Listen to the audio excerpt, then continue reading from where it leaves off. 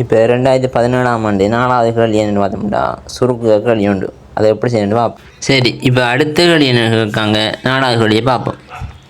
என்ன சொல்கிறாங்க, சுருக்கட்டான் அது எழுதுவோம். 1 2x கழித்தல் 1 4x.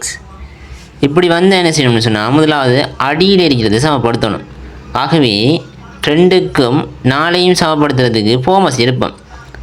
நீங்கள் எக்ஸ் எல்லாம் விட்டுட்டு 2ஐயும் 4ஐயும் ஃபார்மஸ் எடுத்து எத்தனை 4. ஆகவே கீழே 4 எக்ஸ் இருக்கு தானே, எக்ஸ் அப்படியே போடுவோம். போட்டுட்டு இந்த பக்கம் என்ன 4 ஆகணும். என்ன இதே கீழே 4 இருக்கு. ஆகவே இதை என்ன செய்யணும், 2ஆல் பெருக்கணும். அதே போல் இதையும் என்ன செய்யணும், 2ஆல் பெருக்கணும். பெருக்குனா 2 4 வந்துட்டு சரியோ. 2 2 அப்போ 2 போடுவோம். மைனஸ் என்ன, இங்கே ஒரு கழித்தல். இந்த ஒன்று என்ன அடுத்து வரும்.